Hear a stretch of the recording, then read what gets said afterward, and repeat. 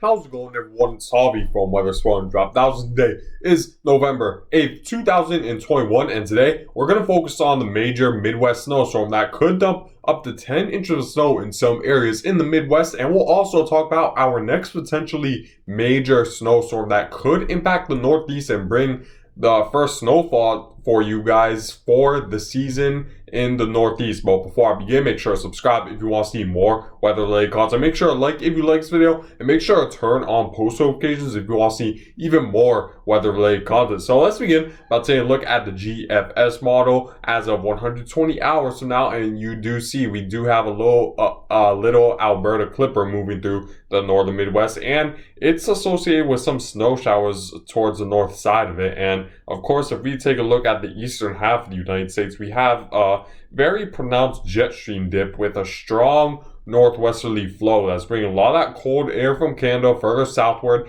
and that will create an unstable air mass throughout the eastern half of the United States for our next potential northeast snowstorm to occur. And of course, we'll also talk about this the more recent or closer snowstorm in the northern Midwest. But first, let's begin by taking a look at our next potential snowstorm in the Northeast. So pretty much this will originate from the Pacific Northwest, where we're going to see a trough move through the west coast of Canada, and after it moves over the Rocky Mountain ranges, we're going to see the lee side of the island bring a lot of strong winds to the northern portion of the northern portion of the United States, as well as the western portion of Canada. And typically when the lee side winds interact with the cold air mass in Canada and it's forced downward as a result of a ridge or a strong northerly flow, it moves southward, and that's how Alberta Clipper pretty much originates. It originates from a trough moving through the Rocky Mountain region, and a lot of that air is forced upwards, and eventually after it moves over the Rocky Mountain ranges, all that air has to pretty much divert, as the air molecules don't like to be so closely packed together in the upper levels of the atmosphere. So they move downward, create strong winds on the eastern side of the Rocky Mountain ranges, and as it does so, it interacts with the cooler Canadian air and moves southward, and it encounters a little bit of instability as it does so, which creates some snow showers associated with this Alberta Clipper. And this low pressure system won't form any differently, as you see that we begin to see a low pressure system move southward, and it brings snow to Minnesota as well as North Dakota. So it'll sort of be like a 1-2 punch for you guys in Minnesota, where you're going to experience your first snowstorm in the very near future, as well as this snowstorm as soon as 2 to 3 days later. So you might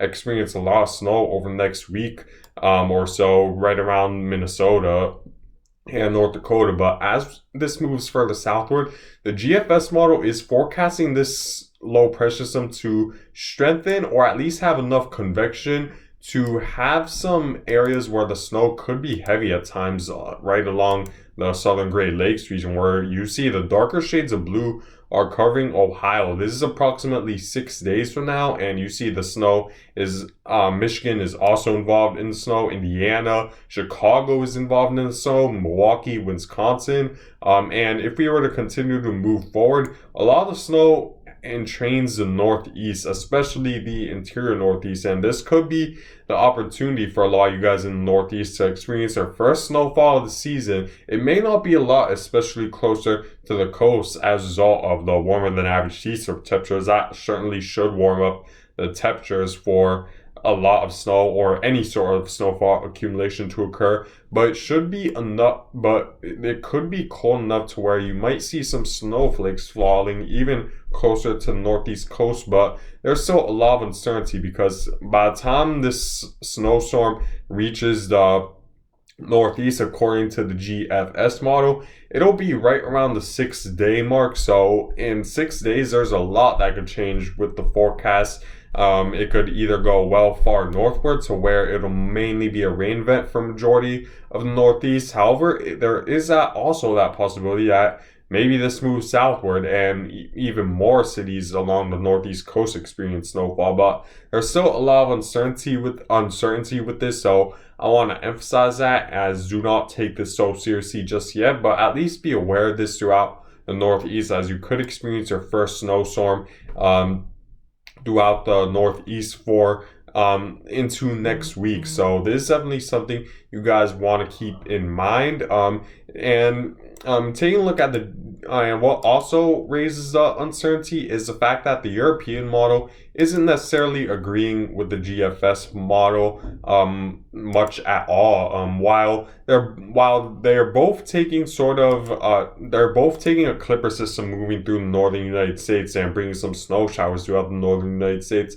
The exact area where the European model wants to take the heaviest snowfall is completely different from the GFS model. If we were to take a look at the forecasted radar over the next several days, for one thing is that you see that there's a trough that's going to bring a lot of snow to the Minnesota, so I'm going to go over that right after this. But you see that the good news is that the European model is forecasting the clipper system to come from the Pacific Northwest, so that does raise the certainty that we will see some sort of clipper system move further southwest eastward into the United States. So we could at least maybe be a little bit more certain that we're going to at least see snow in the United States. However, in terms of the timing of these two storms and in terms of the track, they're drastically different, because if we were to take a look at the European model 6 days from now, it moves a lot slower than the GFS model, because you see by the 6-day mark, the low pressure system is centered right over Iowa, and it's still well into the Midwest. If we were to compare that to the GFS model at the 144-hour mark as of the latest run, you're going to see that the GFS model already wants to take this approaching the northeast by the 6-day mark, as opposed to the European model, which is a little bit slower in bringing the low pressure system further eastward. And you might be asking, why is that? And it's as a result of this first low pressure system that's expected to bring snow to. As the first low pressure system moves through, the GFS model is expecting this low pressure system, the first low pressure system moving through Minnesota, to be a lot stronger than the European model, because the GFS model is forecasting a stronger low pressure system, and that means that the overall lower level winds are a lot stronger to accelerate the next snowstorm into the northeast a little bit faster than the European model. If we were to compare the millibar pressure from the GFS to the European model, let's first take a look at the millibar pressure the GFS model is forecasting. It's forecasting a 988 millibar storm right over eastern Canada, and that's gonna definitely enhance the northerly flow and enhance the instability as a result, for the jet stream winds to be a lot stronger and to accelerate the storm faster into the northeast. Compare that to the European model at this point. You're going to see that the European model not only is forecasting a weaker low pressure system at the same time frame, where you see that the low pressure system is only right around 997 millibars as opposed to the 988 millibar storm the GFS model is forecasting. So the winds will be weaker, the unstable air is weaker as a result of a weaker northerly flow, and as a result the storm moves a lot slower, because this low pressure system moves out of eastern Canada a lot quicker than the GFS, and it's a lot weaker, so there's less of a northerly flow to push the storm very fast to the east coast, and that will definitely make a big difference in terms of what you experience. If the GFS model were correct, where we do experience a stronger low pressure system in eastern Canada right around the same time frame at 6 days from now, and we do see a stronger northerly flow, that we're more likely to see a more pronounced jet stream dip for enough cold air for more significant snowstorm in the northeast, and we'll also see a more powerful storm as a result of it, because you see that the European model isn't expecting much snow at all from this low pressure system, as it expects the low pressure system to take a trajectory well further northward than what the GFS model is forecasting, which means it'll be more of a rain for the Northeast if the European model's case was correct. If we were to compare it to the GFS model, you see as a result of a more pronounced jet stream dip, a stronger northerly flow associated with the first snowstorm that's going to move through the Minneapolis, we're going to see colder air, which would mean that it'll be more of a snow event, a trajectory further southward for the low pressure system for more snow to occur. And we'll see the storm move a lot faster to the East Coast and reach the East Coast by around the 6-day mark, where you see that wait, let me just go to the newest model run. So if we were to take a look at that, you're going to see that the GFS model is taking a lot more snow than the European model as a result of a stronger northerly flow and more instability and a faster storm overall. So taking a look at what the GFS model is saying, it's taking a little while to load. I apologize, but you see the GFS model is taking a much larger area of snow, as it could be a significant snowstorm for you guys if we see a strong enough northerly flow associated with the low pressure system. But that still has yet to be seen. We need to see how powerful this first initial trough as it moves through Minnesota to see how far south the jet stream dip will go for a snowstorm to be in the Northeast. But that still has yet to be seen as the first low pressure system moves through the United States. Now, in terms of the snowfall for accumulation you should expect if the GFS model were correct, keep in mind it's still very uncertain, especially forecasting snowfall beyond the 6-day mark, right around the 6-day mark. So there's still definitely a lot that could change. If we were to take a look at the forecast provided from the GFS model over the next 6 days, you're going to see that the GFS model is forecasting a large area of snow throughout the Northeast, and this extends to the Midwest, and we could see even heavier amounts of snow. As you see right around the Great Lakes, you could see up to a foot, and along the Northeast is experiencing 3 to 6 inches of snow in the blues, and the snow comes uncomfortably close to East Coast cities such as Boston and New York City if the GFS model were correct. So this is definitely something you guys want to keep in mind. We need to see how this first snowstorm unfolds to see how the next snowstorm unfolds, because if this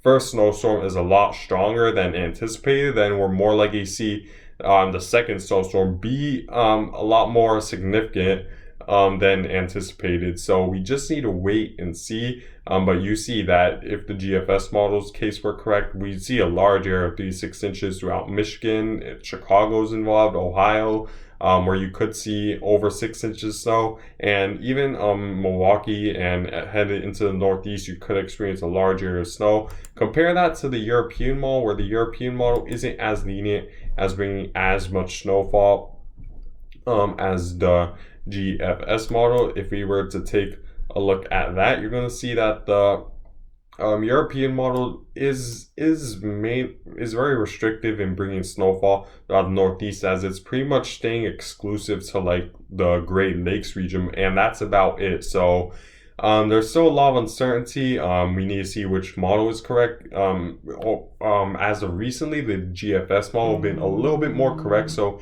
we definitely need to pay close attention to that. But yeah, we just need to wait and see how this first snowstorm unfolds to see how much snow you will experience. But you see the Great Lakes are still experiencing a lot of snow from this, so that's definitely something we need to keep in mind over the next several days.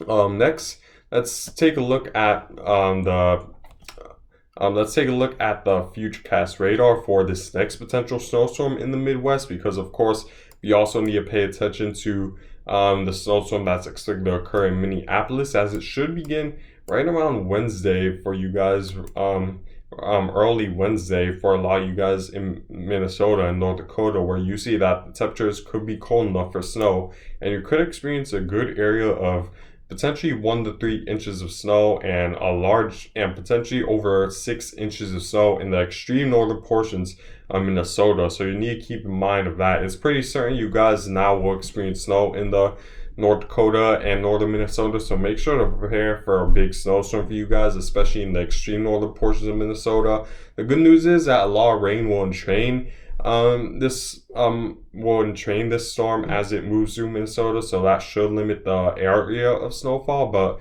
you guys still need to stay prepared for potentially heavy snow in the northern portion of Minnesota. Now taking a look at the Arctic Oscillation Index, you see that we're expecting to go back down into a negative phase, which may be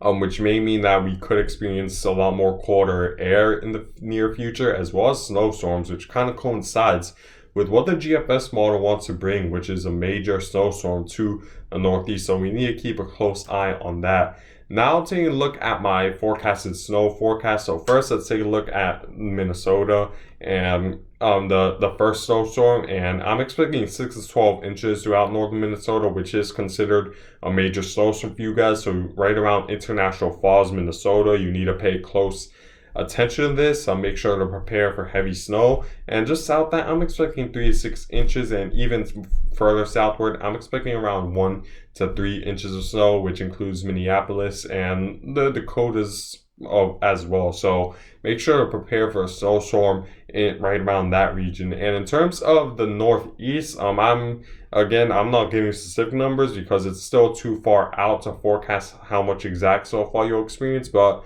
as of right now, based off of what the GFS and the European model are saying, I'm going to lean a little bit more to the GFS model, where I'm expecting a large area of moderate snow, which could impact a lot of the interior Northeast and come uncomfortably close to Interstate 95 corridor. While I don't currently expect any snowfall accumulation along the Interstate 95 corridor, there certainly is a possibility to at least see some snowflakes fall around the region, even though it might not necessarily stick on the ground. But we still could see major changes in the forecast. I'll make sure to update you guys as we get those changes. I'm expecting heavier snow in the interior Northeast, and the heaviest snow should be right around the Great Lakes, where the lake effect snow should be more potent than usual as a result of warmer than average lakes water over the Great Lakes at this time. But yeah, guys, I guess that's it for this video. I thank you guys for watching. Make sure to subscribe if you want to see more weather-related content. Make sure to like if you like this video, and make sure to turn on post notifications if you want to see even more weather-related content. And I hope you guys have a good day.